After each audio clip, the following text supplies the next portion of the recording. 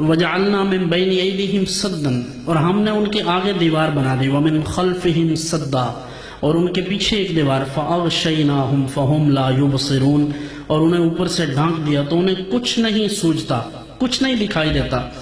ابو جہل نے اور اس کی پارٹی نے، خاص طور پر دو مخزومی ساتھیوں نے یہ آپس میں مشاورت کی، شیطان تو فارغ نہیں بیٹھتا، وہ تو لگا رہتا ہے، تو اس نے کہا کوئی کام کرواتے ہیں ان سے، ان کو اکٹھا کیا، اور ابو جہل نے قسم اٹھا لی، کہا کہ اب اگر میں محمد صلی اللہ علیہ وآلہ وسلم کو دیکھوں گا نماز میں تو ان کا سر کچل لوں گا معاذ اللہ پتھر سے۔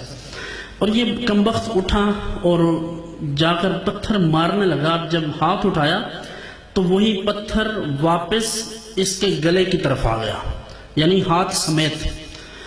تو شاید اللہ تعالیٰ نے گردن والی وہ جو بات ہے، توق والی، وہ اسی طرف اشارہ کیا ہو، بعض مفسرین کا یہ بھی کہنا ہے۔ لیکن پھر جب یہ واپس آیا تو اس کے دوسرا ساتھی جو تھا اس نے کہا ہاں بھئی کیا ہوا؟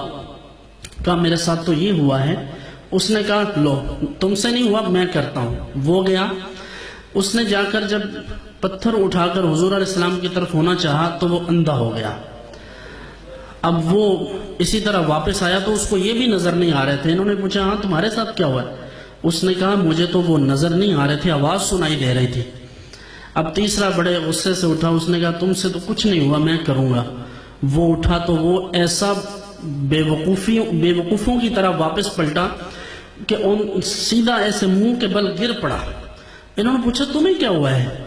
کہا میں نے دیکھا کہ حضور صلی اللہ علیہ وسلم کے متعلق کہا کہ میں نے ان کو نماز میں دیکھا، جب میں نے ان کی طرف بڑھنا چاہا تو درمیان میں ایک بیل آ گیا۔ وہ بیل اتنا بڑا تھا کہ میں نے آج تک اس جیسا بیل نہیں دیکھا۔ کہا کہ تم آگے کیوں نہیں بڑھے؟ کہتا ہے اگر آگے بڑھ جاتا تو وہ مجھے کھا ہی جاتا، حالانکہ بیل انسانوں کو کھاتے تو نہیں ہیں۔ لیکن یہ اللہ تعالیٰ نے معجزہ دکھایا کہ حضور صلی اللہ علیہ وسلم بظاہر نماز میں ہیں لیکن حضور علیہ السلام کو کس طرح محفوظ رکھا۔ اسی لیے اللہ فرماتا ہے فَإِنَّكَ بِأَعْيُنِنَا، محبوب ہم تو آپ کو تکتے رہتے ہیں، جیسا اللہ کی شان کے لائق ہے۔ یہ عام لوگوں کا دیکھنا نہیں ہے۔ فَإِنَّكَ بِأَعْيُنِنَا کا مطلب کہ حضور علیہ السلام کی طرف دھیان ہے اللہ کا، خاص مہربانی ہے اللہ کی۔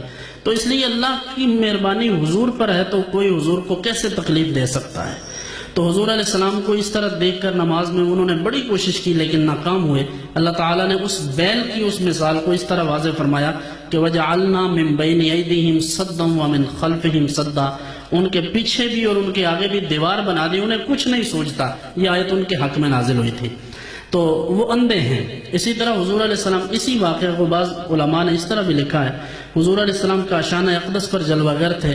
ان خبیثوں نے یہ سوچا کہ آج تو حضور باہر نکلیں گے تو ہم ایذا دیں گے، اور جب حضور صلی اللہ علیہ وسلم باہر نکلے، مفسرین کہتے ہیں حضور علیہ السلام نے سورہ یاسین کی ابتدائی 9 آیات تلاوت کی، اور اسی دوران ہاتھ مبارک میں مٹی پکڑی اور ان کی آنکھوں کی طرف پھینکی اور حضور باہر تشریف لے گئے۔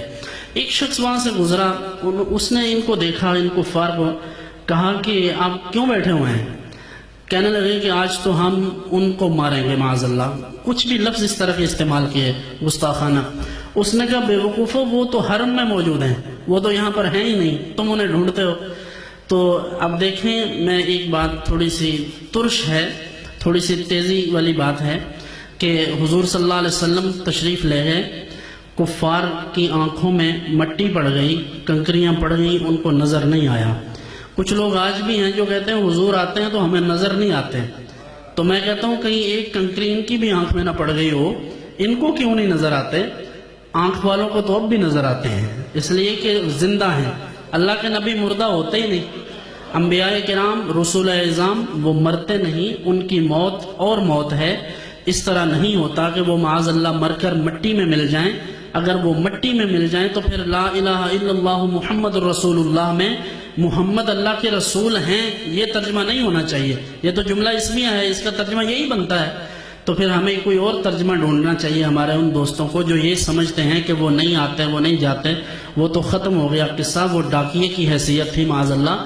کوئی اور نبی ہوگا ڈاکیہ، ہمارے نبی تو آج بھی زندہ ہیں، جہاں چاہیں تشریف لے جا سکتے ہیں، جہاں چاہیں تشریف لے جا سکتے ہیں، آنے واحد میں حضور جہاں چاہیں جا سکتے ہیں، کوئی پابندی نہیں ہے۔ لیکن فرق یہ ہے کہ حضور جہاں چاہتے ہیں وہ اللہ کی مرضی سے ہی جاتے ہیں، اللہ کے اذن کے بغیر نہیں جا سکتے کہیں بھی۔